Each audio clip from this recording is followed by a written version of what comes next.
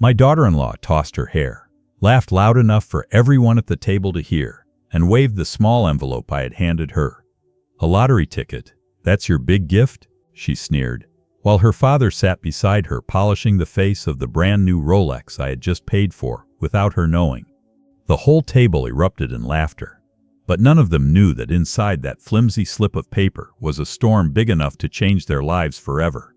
Before I tell you what happened next, make sure you subscribe to this channel and share your thoughts in the comments below, because what unfolded after that cruel laugh taught my entire family a lesson they will never forget. I used to love holidays, birthdays, Christmas, Father's Day, Thanksgiving. Those were the moments I lived for. My late wife and I had built a tradition around them.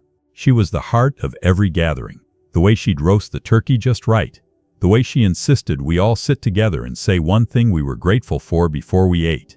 When she passed away 5 years ago, the joy of those moments dimmed, but I held on, for my children, for my grandchildren, for the promise that family should mean something. I wasn't a rich man by appearance. My clothes were modest, my home was simple. But what they didn't realize was that behind all those years of sacrifice, I had put aside a small fortune. Every overtime shift, every dollar I didn't spend on myself, I saved. Not for me, for them. But somewhere along the way, my son's wife, Lauren, decided I was nothing more than a burden. She came from a wealthier family. Her parents had money, influence, polished reputations. To her, I was an embarrassment, a relic in worn shoes, who didn't belong at her glossy dinner tables. It all came to a head on Father's Day. My daughter-in-law had gone out of her way to make a spectacle of the gifts she had given to others at the table. Her father, a man who had never lifted a finger for my son, received a $13,000 cruise package. She presented it in a box lined with silk, ribbons flowing like a royal offering. Everyone gasped in admiration. Then she turned to me. She didn't even bother to hand me the gift with dignity. She flicked the envelope across the table like it was an afterthought, landing it by my plate. "Here you go, Dad," she said, that mocking smile curling her lips. "A little lottery ticket. Who knows? Maybe you'll finally get lucky." Laughter rippled through the room. Her father chuckled, shaking his head at the absurdity. Even my son Michael tried to hide his grin, though he avoided my eyes. I forced a smile, my fingers smoothing the crumpled paper against the tablecloth.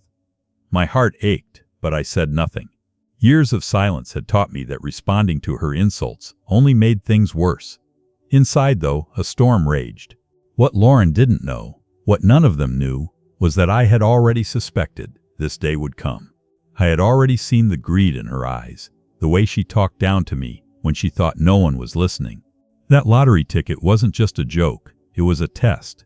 I had bought several that week, not out of hope for luck, but out of curiosity. What if fate had a sense of humor? What if the cheapest, most overlooked gift in the room carried more weight than all her designer jewelry and first-class cruise tickets combined? And if it did, how would she handle it? I sat there quietly as the table went back to its chatter, but inside, my heart was pounding. Something told me that flimsy slip of paper would reveal the truth about all of them. The following morning, when the winning numbers were announced, my old radio crackled to life. I stared at the ticket in my hand, the same one Lauren had laughed at, and felt my chest tighten as one number matched, then another, and then another. By the time the last number was read, my knees had gone weak. I was holding a ticket worth $120 million. But I didn't rush to tell them. No, I had something far more powerful in mind. So when Lauren called me later that afternoon, demanding if I had done anything useful with my cheap little ticket, I smiled into the receiver, hiding the storm behind my voice, because she had no idea her entire world was about to collapse. When my wife was alive, she always reminded me, "Don't let bitterness live in your heart. Life will test you, but dignity will always outlast cruelty." Those words echoed as I held the lottery ticket in my hand. $120 million, a fortune that could erase every hardship I had ever endured. But instead of joy, my heart ached, because I knew that the people I wanted to share this blessing with, the people who should have celebrated beside me, were the very ones who would see me as nothing more than a bank. I sat at the kitchen table staring at the family photo on the wall. My son Michael as a boy, his arm wrapped around my shoulder, smiling without shame, before money poisoned everything. Before Lauren taught him that love could be measured in dollars. That night, I barely slept. I kept hearing their laughter from the Father's Day dinner. The way she waved that ticket in front of her father, mocking me like I was a child begging for attention. She had no idea that the joke was on her. The next afternoon, my phone rang. It was Lauren. Her voice, sharp as glass, spilled through the receiver. "So," she said, without so much as a hello. "Did you win anything with that ticket? Or should we frame it as a little keepsake of your contribution?" The way she said contribution made my stomach twist, like I was some beggar tossing coins at their polished feet. I forced a chuckle. "Haven't checked yet." "You should," she snapped. "I mean, if you win a couple bucks, you could finally pay for dinner. Wouldn't that be nice?" She laughed, the same cruel sound that still echoed in my ears. Then she hung up. For a long moment, I stared at the silent phone. I could have told her right then. I could have screamed it into the line. "Yes, Lauren, I won. I won enough to buy and sell every single thing you've ever touched. But I didn't, because my wife's words came back again. Dignity. So I began to plan quietly. I met with my lawyer, an old friend who had known me since the days I was just a factory worker with calloused hands and no money to spare. His eyes widened when he saw the ticket. "Do you understand what this means?" he whispered. I nodded. "I understand perfectly, and I don't want Lauren or her family anywhere near it, not until the time is right." We spent hours drafting plans, trusts, foundations, protections against the greedy hands that I knew would come clawing the moment the truth slipped out. The thought of my daughter-in-law's smug smile turning to horror gave me a strange sense of peace. 2 days later, Michael showed up at my house. Not alone. Lauren was with him, her arms crossed, that same superior smirk plastered across her face. "Dad," Michael began, shuffling his feet. "Lauren and I were talking. We think it's time you consider selling this place. Moving into something smaller." I raised an eyebrow. "Smaller?" Lauren stepped forward, her perfume stinging the air. "This house is old. It's falling apart. You shouldn't be alone here anyway. And besides," she glanced at Michael before continuing, "it could be a great investment for us. The kids need a bigger backyard." I leaned back in my chair, folding my arms. The audacity of it nearly made me laugh out loud. They weren't even trying to hide it anymore. "You're suggesting I sell my home," I said slowly, "so you can live in it." Lauren's smile widened. "Exactly. It would be a win-win. You get peace of mind, and we make sure the house stays in the family." I stared at her for a long moment. She thought she had won. She thought she was cornering an old man with no fight left in him. But she had no idea I was holding the biggest card of all. I stood up, walked past them, and pulled open the drawer where the lottery ticket sat, tucked inside an envelope. My fingers brushed it, but I didn't pull it out. Not yet. Instead, I turned, smiled at them both, and said, "You'll get what you deserve, sooner than you think." They exchanged confused looks, not realizing their entire world was about to come crashing down. The next week, I invited my son and Lauren to join me at my lawyer's office. At first, they hesitated, until I told them it concerned financial matters. That was all it took. Greed has a way of perking ears. When they walked in, Lauren strutted like she already owned the place. She sat in the leather chair opposite my lawyer, crossed her legs, and leaned back with a smirk. Michael followed behind, avoiding my eyes the way he always did when guilt gnawed at him. "So," Lauren said, tapping her manicured nails against the polished desk, "what are we here for? Estate planning? Finally putting this house in Michael's name?" My lawyer adjusted his glasses, cleared his throat, and pulled out a single white envelope. Inside was the ticket, the one Lauren had tossed at me like trash. "Mr. Hayes," he said, glancing at me, "would you like to tell them, or shall I?" I folded my hands, keeping my face calm. "You can go ahead." My lawyer held up the lottery ticket. "This," he said, "is a winning ticket, worth $120 million. The room fell silent. For a moment, I thought Lauren hadn't heard him. Then her laugh burst out, sharp and incredulous. "You're joking," she said. "That cheap little thing? Impossible." But my lawyer slid a folder across the desk. Inside were official documents, stamped and verified. The numbers were there in black and white. Michael's jaw dropped. His face went pale. Lauren snatched the papers, eyes darting over the numbers, her laughter dying in her throat. Her lips parted, but no sound came out. I leaned back in my chair. That's the same ticket you mocked at Father's Day dinner. The same ticket you said was worthless. Lauren's mask cracked. She clutched the papers like they might vanish if she let go. Her voice, suddenly sugary sweet, broke the silence. "Oh, Dad," she said, forcing a laugh. "You know I was just joking. We all were. You didn't actually think I meant anything by it, did you?" Her words made Michael flinch. Even he couldn't deny the way she had humiliated me. I kept my voice steady. "No, Lauren, you meant every word. And now, you'll learn that money doesn't erase cruelty." She tried again, desperation creeping in. "But think about the family, about the children. We could invest it, grow it together. You wouldn't want to deprive your grandchildren of opportunities, would you?" Her tone was honey, but her eyes were daggers. I didn't answer. Instead, I turned to my lawyer. "We've already established the trust?" He nodded.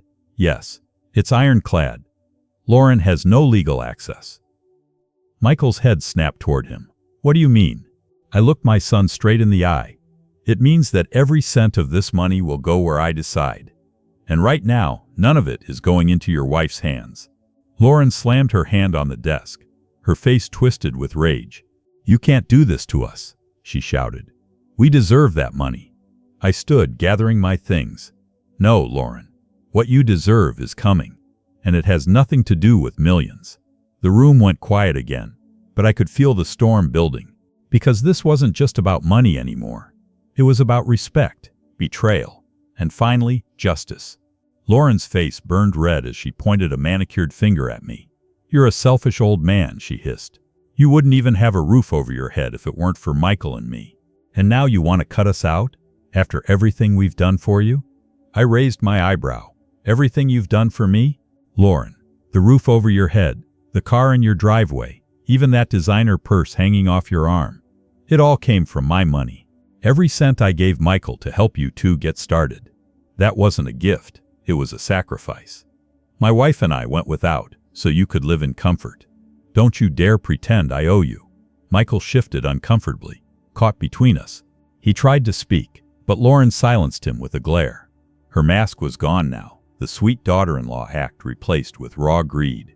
"This isn't fair," she spat. "You can't just hoard all that money. Do you think people will respect you when they find out you kept it all for yourself while your family struggled?" I leaned in close, my voice low, steady, and sharp as steel. "No, Lauren. People will respect me because I refused to let a cruel woman like you steal from me while smiling to my face." Over the following days, word of the lottery win spread like wildfire. Neighbors stopped by with congratulations, but I could feel their curiosity. How would the old man spend it? What would he do with such a fortune? But behind closed doors, my phone never stopped ringing. Michael called daily, sometimes begging, sometimes apologizing, sometimes yelling. Lauren, however, had a different tactic. She sent long texts dripping with false sweetness, each one ending with a thinly veiled threat. "Don't forget your grandchildren, Dad. They'll need college money. Imagine how people will see you if your own son struggles while you sit on millions. It would be a shame if family bonds were ruined over something so material." Every message only hardened my resolve, because this was never about family bonds. It was about control. Then came the dinner. Michael called, saying they wanted to make amends. They invited me to their house. Lauren promised a celebration dinner. Against my better judgment, I went. Not because I trusted them, but because I wanted to see what game she was playing. When I arrived, the dining room was filled not just with family, but with Lauren's parents, her siblings, and even a few of their wealthy friends. It felt less like dinner and more like an ambush. The meal began politely, but I noticed Lauren's smug glances, the way she kept raising her glass with that satisfied smirk. Finally, halfway through dessert, she stood and clinked her glass. "Ladies and gentlemen," she announced, her voice dripping with pride. "As you may have heard, my dear father-in-law recently came into some money, a great deal of money, and being the generous man he is, he's decided to share it with his family." Applause erupted around the table. All eyes turned to me. I set down my fork, wiped my mouth, and smiled. "Is that so?" I asked softly. Lauren beamed, certain she had trapped me in front of her audience. Of course, Michael and I have already discussed how best to put it to use for the children, the house, investments. We're just so grateful for his generosity. Her words floated in the air like poison. I stood slowly, letting the silence build, the entire room waiting for me to confirm her fantasy. Then, with deliberate calm, I said, "You're right, Lauren. I am grateful for family. But generosity should never be confused with weakness." I reached into my jacket, pulled out a folder, and placed it on the table in front of her. Her smile faltered as she opened it. The color drained from her face. The papers inside weren't promises of money. They were legal documents, proof of something that would make everyone at that table see her true colors. And in that moment, the room went silent. Lauren's fingers trembled as she flipped through the papers. At first, she looked confused. Then her face went pale. These are, she stammered. "Legal filings," I said calmly, my voice steady as the entire room leaned in. "Trust accounts, donations, investments. Every cent of that lottery money has already been secured where it belongs, far away from greedy hands. And most importantly," I paused, letting the weight of the moment hang heavy, "none of it is accessible to you, Lauren." Her chair scraped loudly against the hardwood as she shot to her feet. "You can't do this," she cried, her voice shrill with panic. "This is a family decision." I raised an eyebrow. "Family? You stood in this very room and mocked me. You called my gift cheap. You laughed at me in front of everyone. And now you want to preach about family?" The table fell silent. Her father shifted uncomfortably in his seat, her mother's eyes darting toward the floor. Even Michael couldn't bring himself to look at me. "You humiliated me," I continued. "And now the only one who will be humiliated is you." Whispers rippled across the room. Someone coughed awkwardly. Her friends, the ones she had bragged to about being the future heiress to millions, now stared at her with thinly veiled judgment. "Lauren," her father said softly, his voice shaking, "is this true? Did you mock him? Treat him this way?" She spun toward him, her voice desperate. "Dad, you don't understand, he's twisting it." But her words sounded hollow. Everyone had seen the shift in her expression, the panic in her eyes. Michael finally spoke, his voice heavy with shame. "Lauren, maybe you should sit down." She glared at him, betrayal flashing across her face. "You're taking his side, after everything?" Michael's shoulders sagged. He didn't answer, and that silence said more than words ever could. I didn't stop there. I leaned forward, my gaze steady on her. "You see, Lauren, I didn't just protect the money from you. I redirected it. Scholarships for children who grew up with nothing, donations to hospitals, trusts for my grandchildren, locked away until they turn 18. Money that truly belongs to family, to the future, not to your greed." Her jaw dropped. You gave it away." "I invested it," I corrected, "into people who deserve it. And you don't even deserve my respect." For the first time since I'd known her, Lauren was speechless. She sank back into her chair, her eyes glassy with humiliation. The room's atmosphere shifted. No longer was she the confident hostess, the self-proclaimed queen of the family. She was exposed, stripped of her power. Someone at the far end of the table muttered, "Unbelievable." Another whispered, "All this time we thought." Their words cut through the silence like knives. Lauren lowered her head, staring at the papers with trembling hands. And I knew this was only the beginning, because as much as Lauren hated me, she hated something else even more: losing control. And in the days that followed, she would stop at nothing to claw back what she thought was hers, even if it meant tearing her own family apart. For 2 days, I didn't hear from them. The silence was almost refreshing. No calls, no texts, no fake pleasantries. But quiet doesn't last forever. By the third evening, Michael's number lit up my phone. His voice was low, almost whispering. "Dad, we need to talk." I could hear Lauren in the background, her voice sharp like broken glass. Tell him we won't stand for this." Michael sighed. "Can I come over?" I hesitated, but curiosity won. "Fine, just you." When he arrived, his face looked older, worn down by the storm inside his home. He sat heavily in my recliner, staring at the floor. Dad, she's furious. She keeps saying you embarrassed her in front of everyone, that you made her look like a fool. I folded my arms. She didn't need my help with that. She did it all on her own. Michael winced but didn't argue. Instead, he leaned forward. She thinks if we can't convince you, maybe we can challenge it legally. I don't want to do that. But she won't let it go. I studied him, my own son, the boy I had once carried on my shoulders, now a man trapped in a marriage built on greed. Michael, I said softly, is this about what you want or what she wants? He didn't answer. His silence said it all. You still have a choice, I continued. You can choose respect. You can choose to stand with what's right. Or you can keep following her down a path that'll destroy you both. His eyes watered, but he shook his head. It's not that simple, Dad. She's my wife. I nodded slowly. And I'm your father. But if she forces this fight, I won't back down. That night, Lauren called me herself. No more fake sweetness. No more masks. Her voice hissed through the phone. You think you're clever? You think you can humiliate me and just walk away? Lauren, I said evenly, this isn't about humiliation. It's about honesty. Something you've never practiced. She laughed bitterly. You won't win. Michael is mine. His loyalty belongs to me. And sooner or later, that money will too. Then she hung up. I sat in the dark kitchen for a long time, staring at the silent phone, my heart heavy with both anger and sorrow, because I knew she wasn't finished. 2 nights later, I woke to the sound of rattling at my front door. My heart pounded as I grabbed the baseball bat I kept by the nightstand. When I flicked on the porch light, I froze. It was Michael, standing there in the dead of night, his eyes hollow, his hands shaking. Dad, he whispered, I need your help. She's gone too far this time. I opened the door, letting him step inside. He looked like a man crushed under a weight he could no longer carry. What happened? I asked. His lips trembled as he answered. Lauren, she's trying to take everything. Not just from you, but from me too.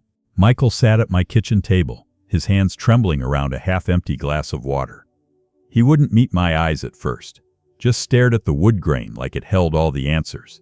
Finally, he whispered, She's planning to divorce me, Dad. The words hit me like a stone to the chest. She's already spoken to a lawyer, he continued, his voice cracking. She wants full custody of the kids, half the assets, and she's convinced she can get her hands on some of your winnings if I don't fight back. I leaned forward. And you just found this out? Michael shook his head. No, I suspected. But tonight I saw the papers in her purse. Draft agreements. She's been planning this for months. I closed my eyes, grief pressing down on me. My son wasn't just being controlled. He was being gutted from the inside out. Michael, listen to me, I said firmly. This isn't about money anymore. This is about your life, your children's future. If you let her keep controlling you, you'll lose everything. Your home, your kids, your dignity. Tears slid down his cheeks. I know, Dad, but she told me straight to my face. If I don't convince you to hand over some of the money, she'll make sure I never see my kids again. I gripped his shoulder, feeling his pain as though it were my own. She can't win, Michael. Not if you stand up. Not if you finally choose to be free. The kitchen was quiet, save for the hum of the refrigerator. He looked at me, and for the first time in years, I saw the little boy I used to carry on my shoulders. The boy who trusted me completely. Dad, he whispered, what if she's right? What if she ruins me? She won't, I said firmly, because this time she's fighting both of us. And I promise you, Michael, I won't let her destroy you. He swallowed hard, his voice barely audible. Then tell me what to do. I leaned back, my mind racing. For years, I had stayed quiet, endured Lauren's cruelty, swallowed my pride for the sake of family peace. But no more.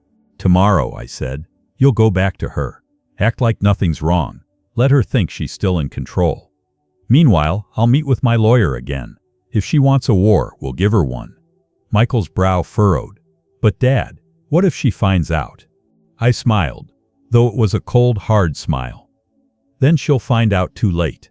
Because the moment she tries to take what isn't hers, everyone will see her for who she truly is. Michael nodded slowly. a flicker of hope returning to his eyes. But as he left that night, I watched from the window, unease gnawing at my chest. Because deep down, I knew Lauren wouldn't wait patiently for her schemes to unfold. And when her next move came, it would be more dangerous than any of us could imagine. For a few days, the house was unnervingly quiet. Too quiet. No calls, no texts, no late-night arguments spilling through my phone line. But peace never lasts when greed is involved. On the fourth evening, Michael called me again. His voice was strained, almost frantic. "Dad, she knows. Somehow, she knows I talked to you." My stomach dropped. "What did she say?" He lowered his voice like she might overhear. "She went through my phone, found the call log. She's furious," she said. His words caught. "She said if I betray her again, she'll take the kids and disappear." My blood ran cold. Lauren was no longer just scheming for money. She was threatening to rip apart the very thing that mattered most. "Family. Michael, listen to me," I said, my voice low and urgent. "This is exactly what abusers do. They isolate you. They make you believe you'll lose everything if you don't obey. But she's bluffing. She doesn't have the power she thinks she does." He exhaled shakily. "I want to believe that, Dad, but she's unpredictable. And tonight, she invited her parents over. She said she's going to prove a point. I don't know what she means, but His voice broke off, muffled shouting in the background. A woman's voice, sharp, cold. "Lauren, who are you talking to, Michael?" The line went dead. I sat frozen in my chair, the dial tone buzzing in my ear. My gut told me Lauren wasn't just angry. She was planning something bigger. I barely slept that night. Images kept flashing in my mind. My son's hollow eyes, my grandchildren's laughter, Lauren's venomous smile as she plotted her next move. By dawn, I made my decision. I called my lawyer. "It's time," I said. "Set everything in motion. If she wants a battle, she's going to walk straight into a trap." 2 nights later, I was invited again. This time, not by Michael, but by Lauren herself. Her voice on the phone was syrupy sweet, dripping with insincerity. "Dad," she purred, "we'd love to have you for dinner. A family dinner, to clear the air. Don't you want us all to move forward?" I almost laughed, but instead, I said yes. Yes? When I arrived, the table was already set. The children sat quietly, their eyes flicking nervously between their parents. Michael looked exhausted, like he hadn't slept in days. And Lauren, she looked radiant, dressed to the nines, her smile wide enough to split her face in two. As I took my seat, she raised her glass. "To family," she said. But behind her smile, I saw it, the glint of triumph. She thought she had already won. And then, halfway through the meal, she pulled out an envelope, thick, official. She slid it across the table toward me, her eyes gleaming with malice. "Since you won't share willingly," she said, "I thought it was time we let the law decide." I opened the envelope. Inside was something that made my blood boil, proof that Lauren was ready to cross every line no matter the cost. I slid the envelope open with steady fingers, though my chest was pounding like a war drum. Inside were legal documents, bold letters at the top reading, "Petition for guardianship." My eyes scanned the words, bile rising in my throat. She wasn't just after money. She was petitioning the court to declare me unfit, to strip me of my independence, to seize control of my finances through Michael, through her. Lauren's voice was smug as she watched my face harden. "You're old, Dad. You can't manage all that money. You live alone. It's only a matter of time before you make mistakes. We're just trying to protect you." Her words dripped like poison honey. "And the court will agree. With Michael as your legal guardian, we can handle everything for you. Isn't that what family is for?" The children froze, forks in midair. Michael's face went ashen, his mouth opening, but no words escaping. "Lauren," I said, my voice dangerously calm, "you're trying to steal my life, my freedom, everything I've worked for." She leaned back in her chair, crossing her arms. "Call it what you want. The law is on our side. Once this goes through, you'll have no choice but to cooperate." Michael finally slammed his fist against the table. "Enough. Lauren, this has gone too far." She whipped her head toward him, eyes blazing. "Too far? I'm fighting for us, for our future. Or would you rather let him waste it on strangers and charities while we scrape by? Then, in the silence that followed, a small voice broke through. My granddaughter. Mom, she whispered, her eyes wide and fearful. Why are you being so mean to Grandpa? The room went still. The innocence of her words pierced deeper than any argument. Lauren's mouth opened, but nothing came out. For once, she had no ready excuse, no mocking remark, just silence. I reached across the table, squeezing my granddaughter's hand. It's okay, sweetheart, I said softly. Grandpa's not going anywhere. I straightened in my chair, sliding another folder onto the table. Lauren's eyes narrowed. What's that? She demanded. I opened it slowly, revealing documents stamped with my lawyer's seal. Evidence, I said. Proof of fraudulent credit accounts opened in my name. Charges that trace back to this address. Michael's head snapped toward her. Lauren, what is this? Her face blanched. She tried to snatch the papers, but I pulled them back. You wanted the law to decide? I said evenly. So be it. But when the court sees these, it won't be me they call unfit. It'll be you. The color drained completely from her face. For the first time since this battle began, the smug smile vanished. Michael stood, his chair scraping across the floor. Lauren, tell me this isn't true. Her lips trembled. I was just trying to make sure we were taken care of. But her excuses crumbled under the weight of the truth. Everyone at the table could see it. She wasn't a protector. She was a thief. The room erupted into chaos. Michael shouting, Lauren crying, the children clinging to each other in fear. I sat in silence, calm in the storm, knowing the tide had finally turned. Because for the first time, Lauren realized the truth. The power she thought she held was slipping right through her fingers. And I wasn't done yet. Michael's voice thundered through the dining room. You lied to me, Lauren. You lied about everything. About Dad, about the money, and now this.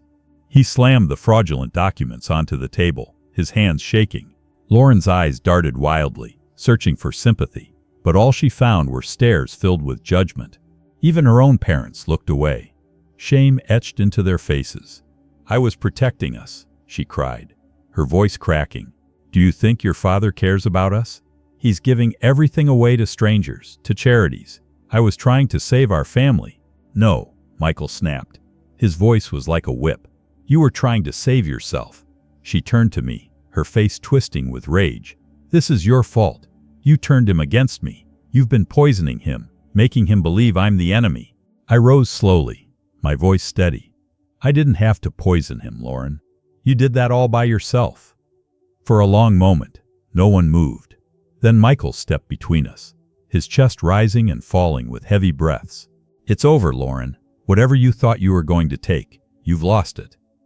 The children whimpered softly in the corner, and that was when Michael's eyes softened, tears brimming. I won't let you drag them through this. Not anymore. Lauren's mask cracked entirely. Her voice grew shrill, desperate. You'll regret this, Michael. You'll regret siding with him. You're nothing without me. Nothing. Michael shook his head slowly. No.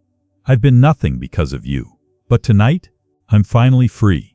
Her face twisted in fury. She grabbed her purse, shoved her chair aside, and stormed out of the house, slamming the door so hard the walls shook. For a long moment, silence settled over the table, heavy as stone. Then my granddaughter's small voice broke it. Is Mommy coming back? Michael knelt, pulling her close. Not tonight, sweetheart.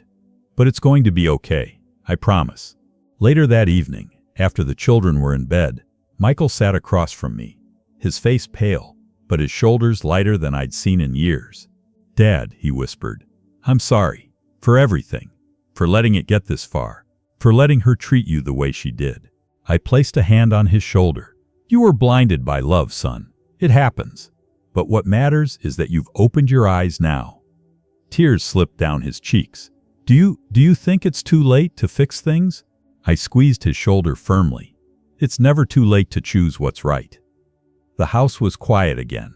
But deep inside, I knew Lauren wasn't finished. People like her never walk away without a fight. And when she came back, and I was certain she would, it would be the final battle.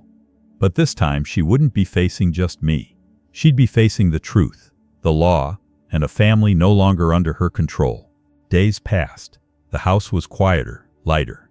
Michael took the kids to school himself, cooked simple dinners, even started humming in the kitchen the way he used to when he was young. For the first time in years, I saw glimpses of the son I had raised. The boy who used to beg me to play catch until the streetlights came on. But peace is fragile, and Lauren was like a storm you could feel building in the distance.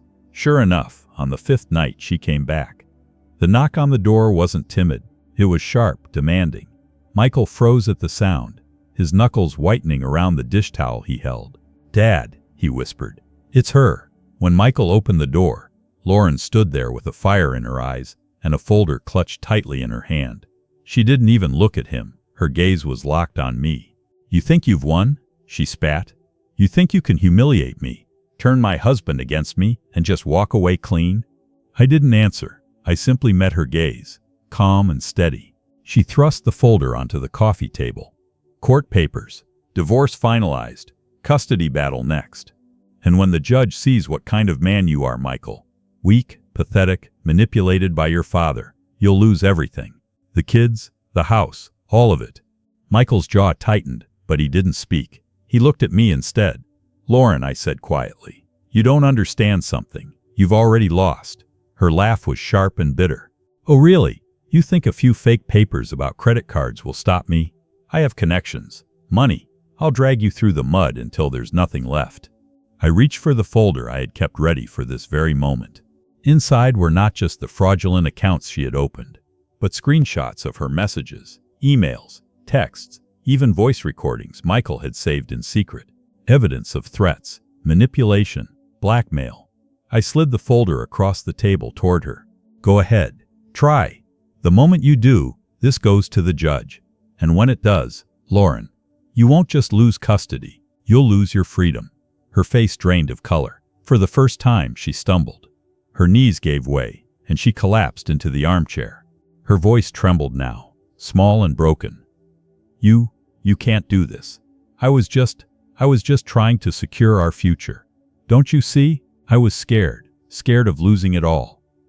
Michael stepped forward, his voice quiet but firm. "No, Lauren, you weren't scared of losing us. You were scared of losing control, and now it's gone." Her tears spilled freely, but for once no one rushed to comfort her. Not even her own children, who peeked timidly from the hallway, watching with wide, uncertain eyes. As Lauren buried her face in her hands, defeated, I felt the weight of years of betrayal lift from my shoulders. But this wasn't the end. Not yet, because what came next wasn't about revenge. It was about healing, about showing my son and my grandchildren what real family was meant to be. And that was the legacy I intended to leave. The courtroom smelled of old wood and polished brass. Lauren walked in with her head high, but her eyes betrayed her. She was nervous, her hands clutching that same expensive purse she had once flaunted at family dinners. Michael sat beside me, calm but resolute. For the first time, I saw him as a man who had chosen his path, no longer bending under her shadow. The judge listened, as Lauren's lawyer spun tales of an old man manipulated by paranoia, and a son too weak to think for himself. She smiled at the jury, as though charm alone could erase the truth. Then my lawyer stood, his voice clear, steady, cutting through her performance like a blade. He presented the evidence, fraudulent accounts, threats, manipulative texts. Each piece stripped away the mask Lauren had built, leaving nothing but raw greed exposed for the world to see. When the recordings played, her voice cold and venomous, threatening to take the children unless Michael got my money. The courtroom went silent. The judge leaned forward, his gavel striking once. This court sees not a protector of family, but a manipulator who weaponized it. Custody will not be awarded, and regarding the financial petition, dismissed with prejudice. Lauren's face crumpled. Outside the courthouse, the autumn air felt lighter. Michael stood with me on the steps, his children clinging to his sides. He looked at me, his voice breaking. "Dad, I don't know how to thank you. I don't deserve." I stopped him with a hand on his shoulder. "You're my son. You stumbled, yes, but we all do. What matters is that you found your way back." The children hugged me tightly, their little arms around my waist. In their eyes I saw innocence untouched by greed. That was where my fortune would go. Not into Lauren's pockets, not into empty vanity, but into a future they could build with love and honesty. Weeks later, as the holidays approached, we gathered again for dinner.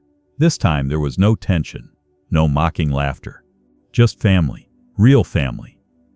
Michael cooked, the kids decorated the table, and for the first time since my wife had passed, I felt the warmth of a true homecoming. At the end of the night, my granddaughter climbed into my lap. "Grandpa," she whispered, "I don't care about money. I just want you here." Tears stung my eyes as I hugged her close. That was worth more than all the millions in the world. And so I learned this. Money can reveal the truth about people. It can destroy masks, expose greed, and test the strength of family bonds. But in the end, love, not wealth, is the real inheritance we leave behind. So if you're listening, remember this. Never measure family by what they give or take in dollars. Measure it by who stands beside you when the world falls apart. Thank you for staying with me through this story. If it touched your heart, make sure to subscribe, share it with someone who needs to hear it, and leave your thoughts in the comments below. Because sometimes, the cheapest gift can teach the most priceless lesson.